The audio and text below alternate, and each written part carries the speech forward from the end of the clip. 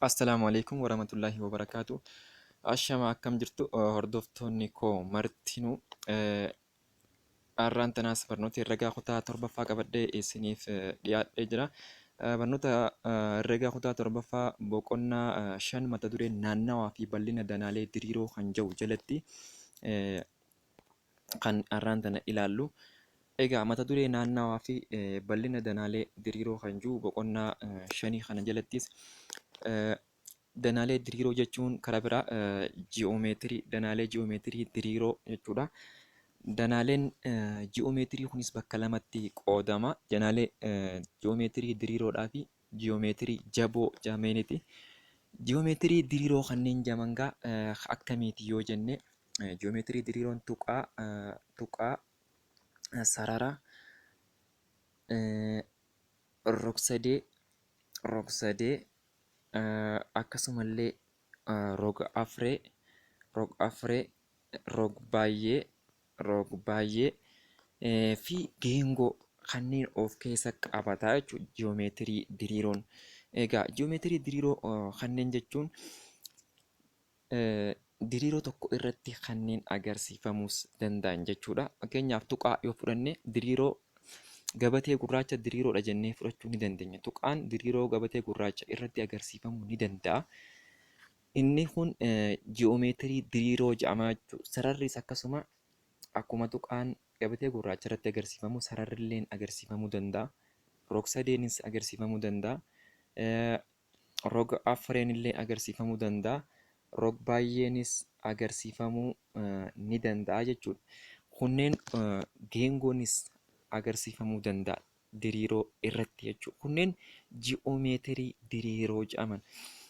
Ji'oomeetirii jaboonoo akkamiitii asumaan yoo jenne ji'oomeetirii jaboo akka hubannoo isiniif ta'uuf jedhee ji'oomeetirii jajjaboon akkamiitii kan jennu yoo ta'e ji'oomeetirii jaboo kanneen jedhaman kanneen akka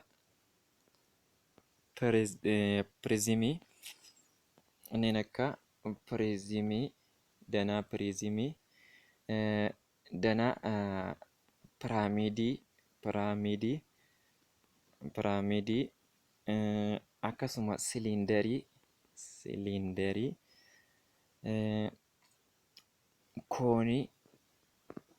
koonii kanneen maali jarreen kun ji'oomeetirii jaboo jedhamanii jechuudha. Ji'oomeetirii jaboo jedhaman.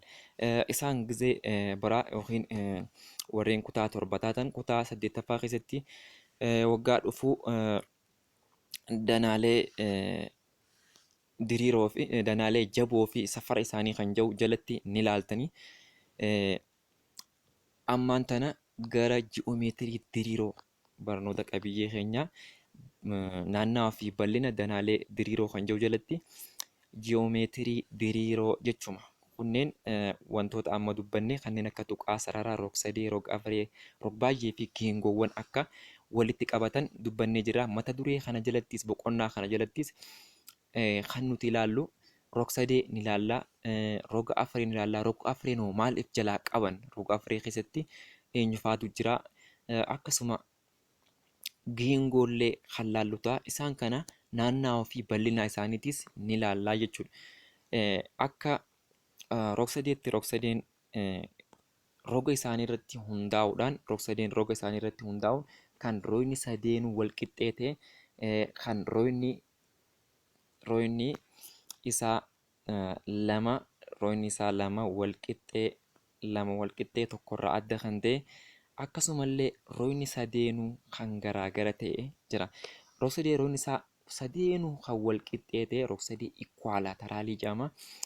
Rog-sadee roogni isaa lama wal qixaa tokkommoo irraa adda ta'e aayisoosilesii jedhama. Rog-sadee roogni isaa sadeenuu garaagara ta'e roogni isaa sadeenuu kan garaagara ta'e immoo iskeelaanii jedhama.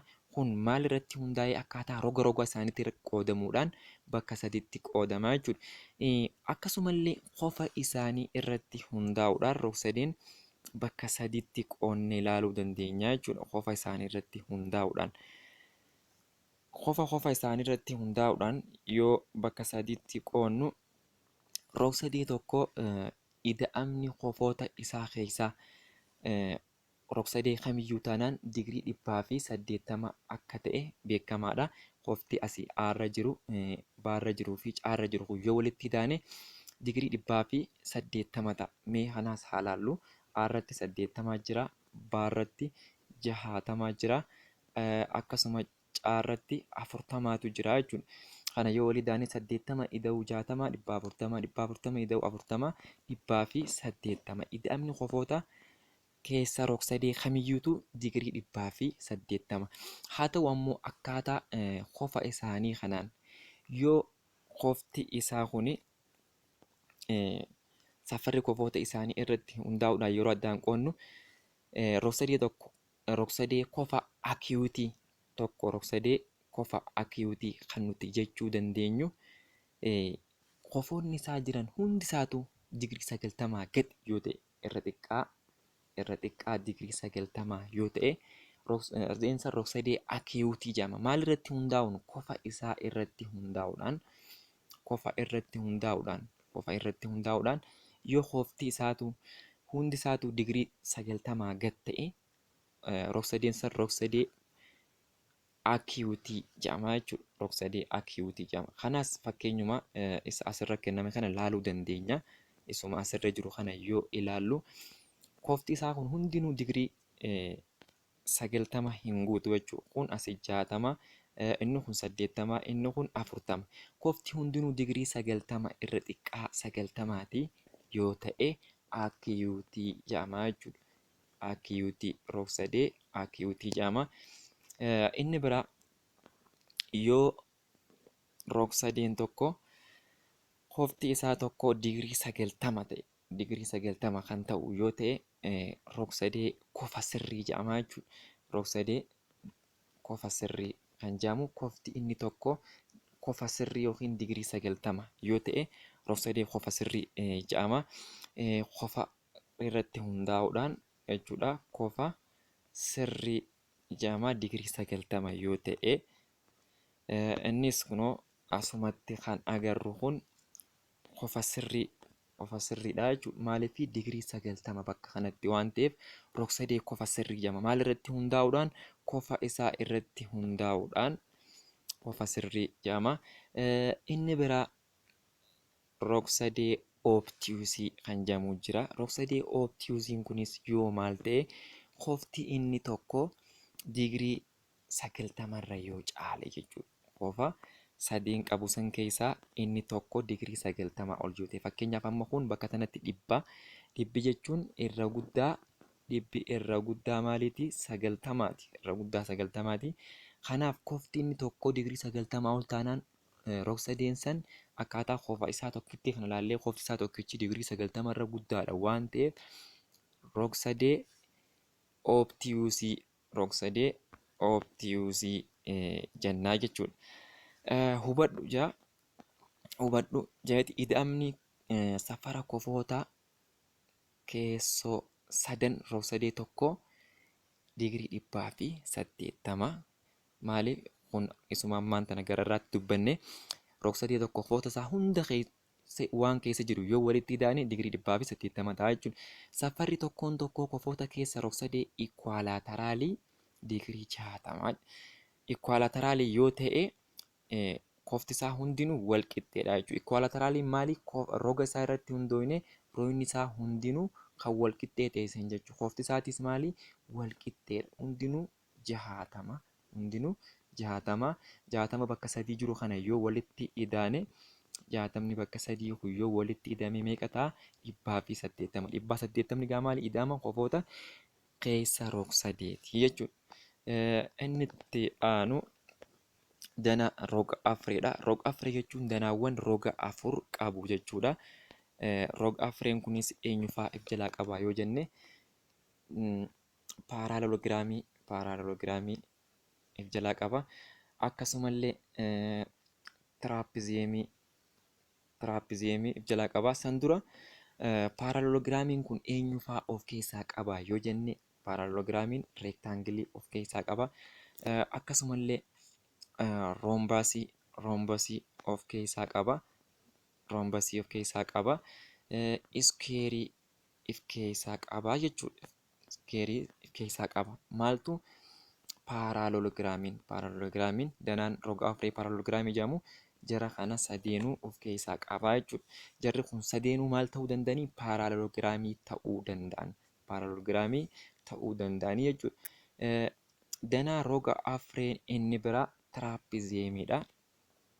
Tiraapizeemiin garaagarummaa roga afree ta'ee jara kaanirraa garaagarummaa inni qabu roogni isaa inni ol deemu kun wal tarree miti jechuudha.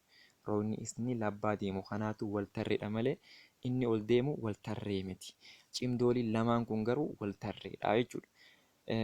Kanaaf tiraapizeemiin roga afree keessaa isa tokko. Inni biraa kaayitii kan jedhamu jira. Danaa roga afree kaayitii kan jedhamu.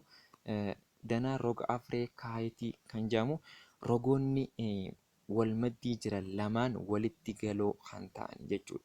Rogoonni wal maddii jiran lamaan walitti galoo kan ta'anii fi asii saarbiin isaa kunilleen parpendikulaarii kan ta'e jechuudha. Kaayitii kan jedhamu kuni mee isaan kana hundaa'uu amala isaanii amala mataa isaanii qaban waan ta'eef mee haa tokko tokkoon ilaallu yoo jenne danaa roga afree jala danaan roga afree kun kanneen asirratti mul'ifaman kunis hundi isaatu roga afur qaba.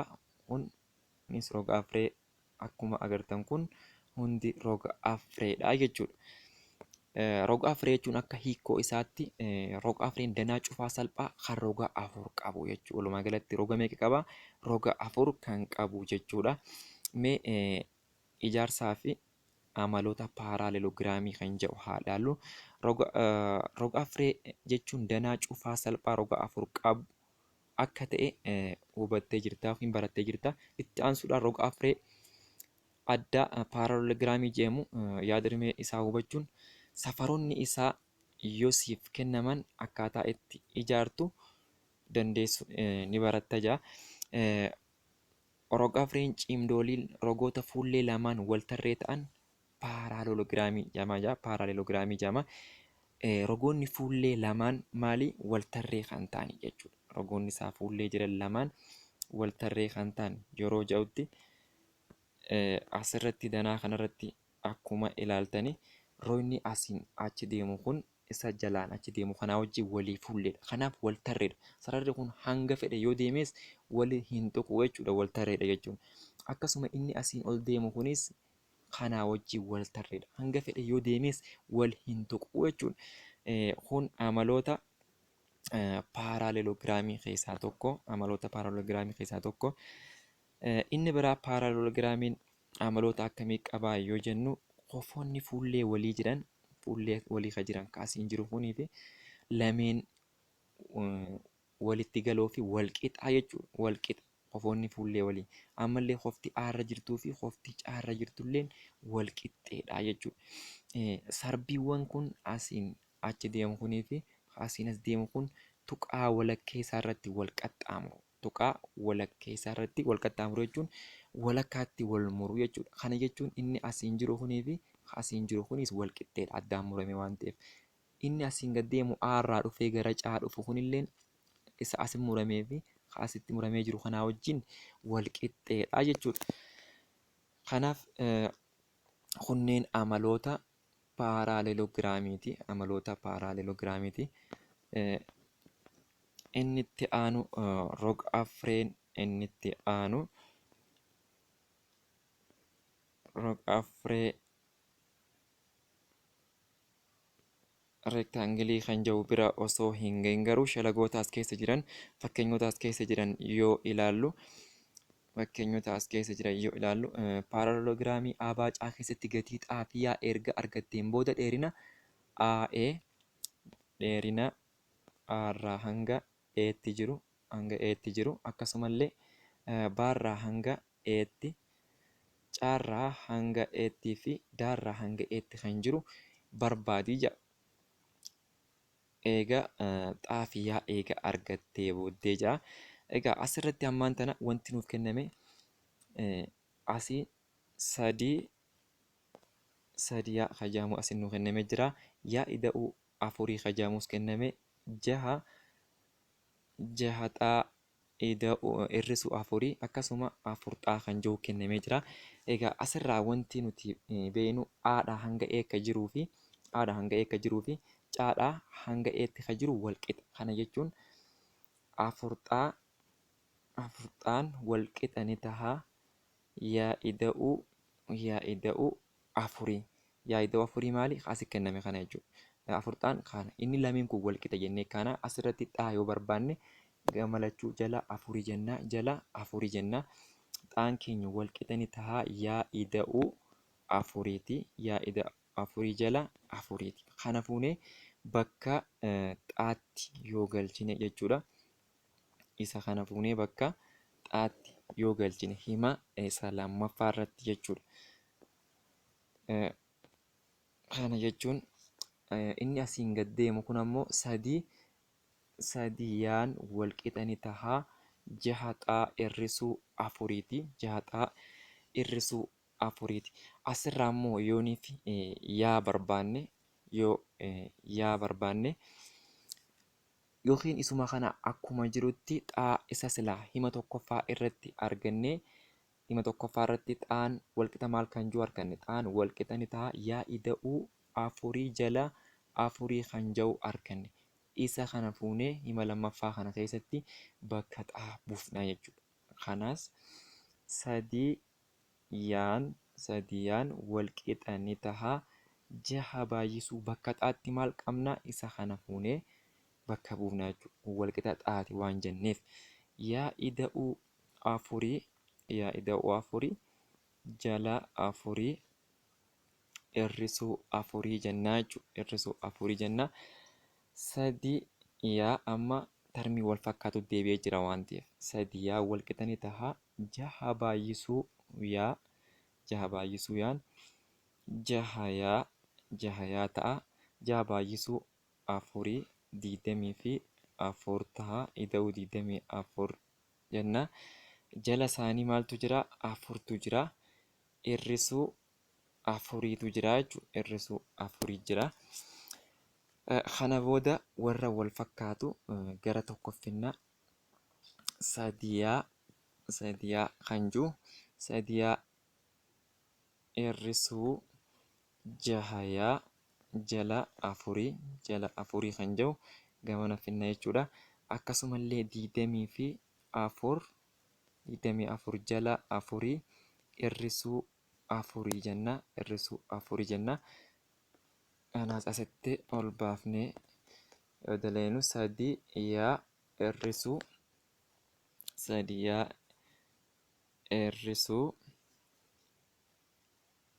jaha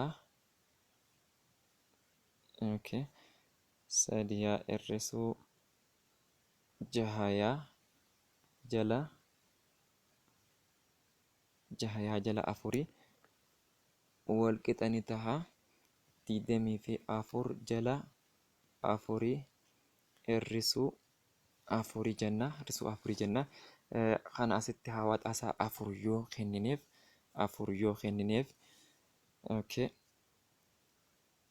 afur heeruu takka afur baay'isuu 3 12 hir'isuu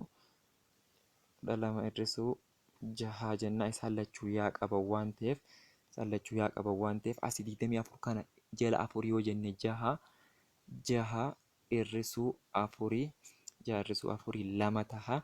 Asii 12 irraa jaha yoo fuunes jaha taha.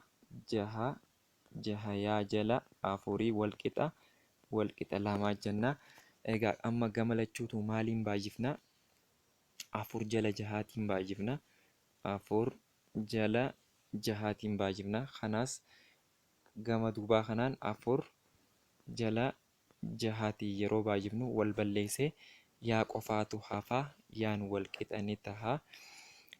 Lama baay'isuu afurii 8 jala jahaatii yoo salphifnu lamaan yoo hirre afur taha. Akkasuma jahallee yoo lamaaf hirre 3 taha.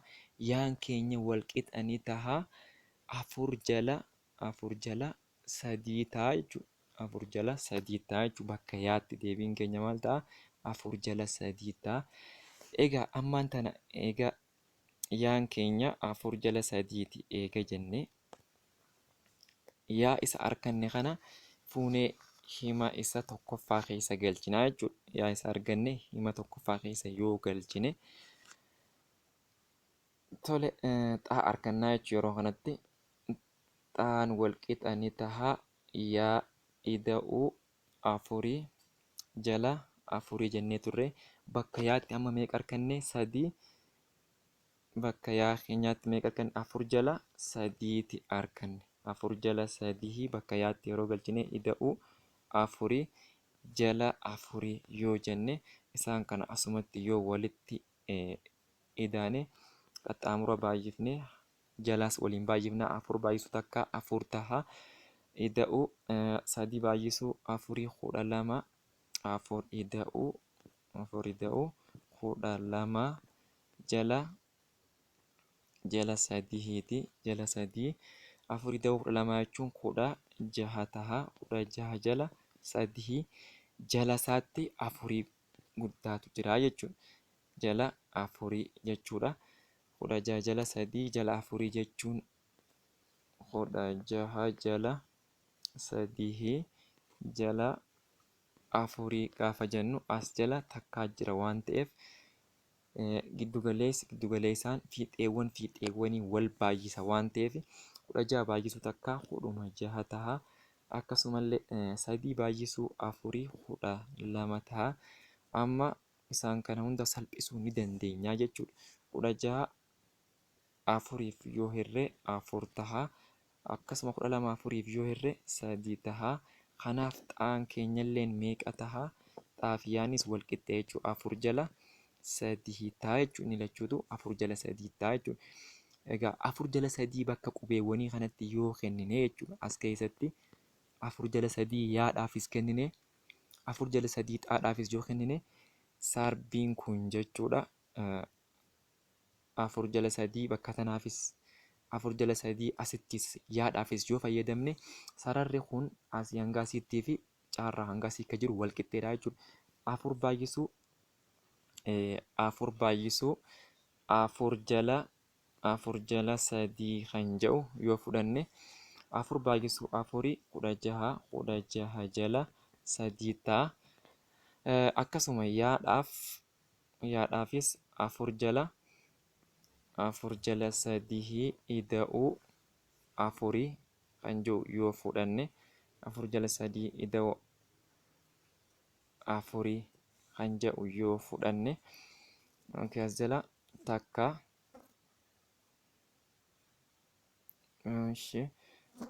afur jala sadii bakka yaa ida'uu afuriiti yoo jenne hawaadhaan isaanii sadii yoo jenne sadii hiruu takka sadii ta'a. Sadii baay'isuu afurii afuruma sadii hiruu takka sadii baay'isuu afurii kudha lama ta'a kudha lama afurii ida'uu kudha lama kudha jaha jala sadii ta'a jechuudha. Kanaaf lachuutu walqixa kudha jaha jala sadii walqixa ni ta'a kudha jaha jala sadiiti jechuudha. Kanaaf bakka xaa fi bakka yaattis bu'ee kan nuuf mirkaneessu sarbiiwwan lameen walqixxee kan taasisu afur jala sadiiti jechuudha. Asis afur jala sadii yoonii fi bakka yaa kanaa buufne sarbiin lameen walqixxeedha. Daarraa hanga akka jiruu fi baarraa hanga akka jiru walqixxee. Kanaaf mirkaneessuu dandeenya. Sadii baay'isuu afur jala sadii yoo jenne sadii baay'isuu afurii kudha lama jala sadii ta'a jechuudha. Asii hanga asii akka jiru kudha lama jala sadii ta'a. Inni baarraa hanga jiru kunis kudha lama jala sadii ta'uu qaba jechuudha. Mee kanaas haa dalaynu kudha jaha baay'isuu afur jala sadiiti yoo jenne afur baay'isuu jaha baay'isuu afurii 20 fi afur ta'a 24 sadiif 24 jala sadii hir'isuu afuriiti hir'isuu afurii yoo jenne meeqa nuuf fida 24 jala sadii hir'isuu afurii akka hawaataatti as jala takka yoo fudhanne akkana qaxxaamura baay'ifne kajalaatis waliin baay'ifne walirraa hir'ifnaa jechuudha. 24 baay'isuu takka 24 taha hir'isuu sadii baay'isuu sadii baay'isuu afurii 12 taha. 24 hir'isuu 12 taha. Jalli isaa immoo sadii baay'isuu takka sadiuma taha. 24 irraa gaafa 12 fuunu 12 taha. Jala isaa sadii jechuudha. Kanaaf 12 jala sadii 12 jala sadiitii wajjin wal qixxeedha. Innis kami yoo jenne sarbii daadhaa hanga ee jiruu fi baadhaa hanga ee jiru jechuudha. Kanaaf sarbiiwwan paaraaleelogiraamii wal qixxeetti wal muru. Wal qixxeetti wal muru gaafa jennu daarraa hanga eekka jiruu fi baarraa hanga eekka jiru wal qixxeedha. Akkasuma aarraa hanga eekka jiruu fi caarraa hanga eekka jirus wal qixxeedha jechuudha.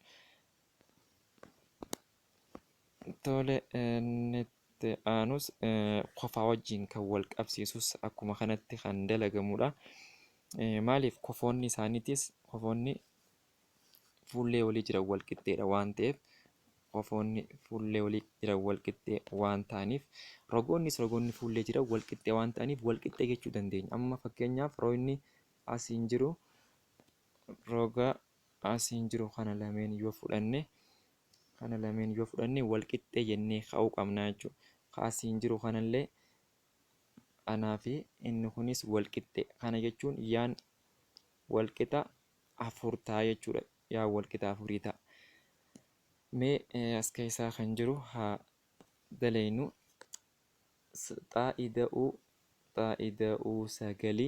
Xaa'ida'uu sagalii wal qixa ni taha. Lama xaa'ida'uu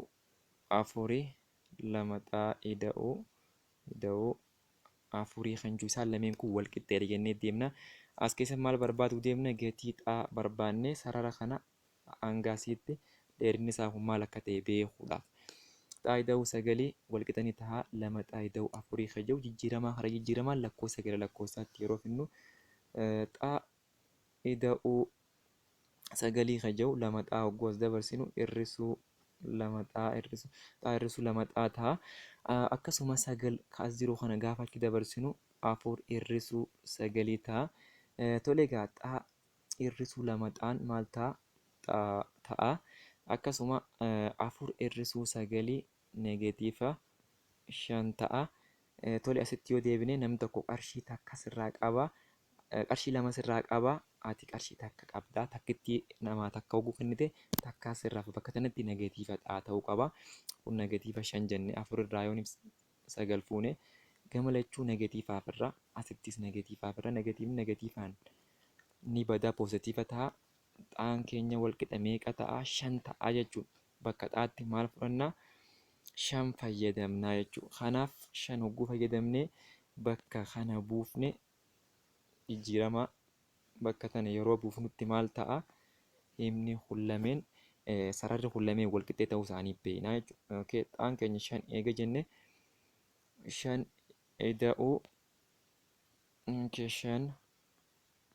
ida'uu sagalii maal ta'a? 5 ida'uu sagalii 14 ta'a. Maarraa hanganaatti 14 ta'a jechuudha. Akkasuma oorraa hanga paattoo 14 ta'uu qaba. Kanaaf lama baay'isuu 5 ida'uu afurii. Baay'isuu 5 maaliif jennee bakka xaatti gatii xaa 5 arganne waan ta'eef 2 baay'isuu 5 10 ta'a. 10 ida'uu afurii ta'u meeqa? 14. Kanaaf inni lachuutu wal qixxee ta'ee jira jechuudha. Inni itti aanu oodha hanga maatti fi paadha hanga naatti wal qixxeedha. Kanas asii inni kun afurtu kenname waan ta'eef yaan kunis afur. Kanaafuu yaa yoo gaafatamne yaan afur jechuudha. Inni itti aanu kofoota isaa yoo ilaallu kofoonni paaraaloogiraamii fuullee walii jiran wal qixxee waan ta'eef oorra kan jiruu fi naarra kan jirus wal qixxeedha. Oorra kan jiru sadii ida'uu 30 digriiti. Inni kun eenyu wajjin wal qixxeedha? Waa ida'uu 60 wajjin wal qixxeedha. Waa ida'uu 60 digriidhaa wajjin wal qixxeedha.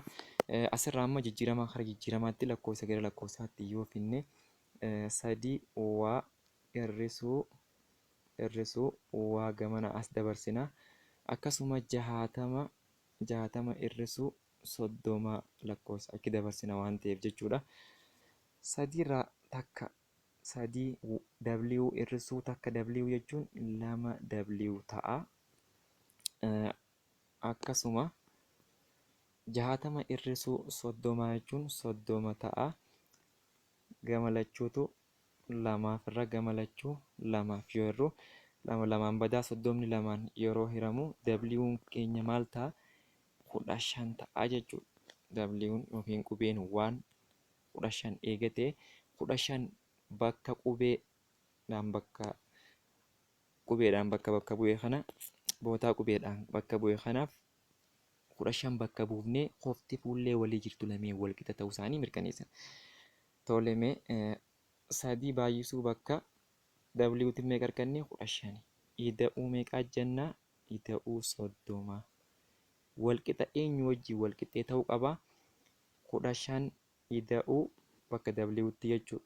Bakka W 15 waan ta'eef 15 ida'uu 60 kan jiru wajjin walqixxee ta'uu qabaa jechuudha. Qofoonni fuullee walqixxee waan jenneef. Sadii baay'isuu 15 45 ta'a. 45 ida'uu 30 75 ta'a. Akkasuma isa kanaas hogguu walii daanee 15 fi 60 hogguu walii daanee 75 ta'a. Kanaaf lachuu isaatu walqixxee ta'ee jira jechuudha. Qofoonni fuullee paaraaloloogiraamii walqixxee ta'uu isaanii mirkaneessee jira jechuudha. Tolee, safara qofa maarra kan jiru ammallee barbaaduu dandeenya. Bakka tanaa fi asii paarra kan jiru kana yoo barbaannu inni lachuutu zaadhaan bakka buufamee jira. Egaa zaadhaan bakka buufame jechuun kofoonni keessa roga afreedhaa immoo digirii 360 akka kofoota keessa roga 380 akkuma ture kan keessa roga afree 360. Tole 360 keessaa asitti 75 arganna. Asitti 75 ta'e zaarra kan jiru zaadhaan bakka bu'ee maafi paarra kan jiru hin beeknu zaadhaan bakka buufame.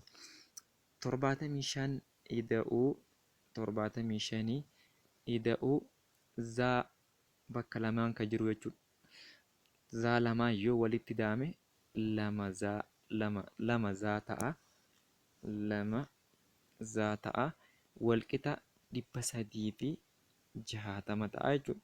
Kana jechuun qofa kami qofa asiin jiru maarra kan jiru naarra kan jiruu fi paarra kan jiru yoo walii idaane hundi isaatuu ida'amni isaanii 360 ta'a. Kanneen keessaa 75 nuu kenname jenne 75 bakka lamaan jiru kaasii fi as jiru 75 ida'uu 75 150 ta'a. 150 ida'uu asiin zaddiin kan jiruu fi asiin zaddiin kan jiru 2 zaddii ta'a. Walqixa 360 jennaa jechuudha. Amma zaddii kana kophatti hambisuudhaaf maal goona? Gama lachuurraa asii 150 irraa hirrifna. 360 irraa illee meeqa hirrifna? 150 irraa hirrifna. Wal balleessee bakka kanatti kan nu hafu 2 zaddii qofaan nu hafa. 360 irraa 150 yeroo hirrifnu 150 yoo hirrifnu meeqaan nu hafa? Okay, 0 irraa 0 0 jaarraa 5 takka jaharraa 5 yoo fuunu takka 3 irraa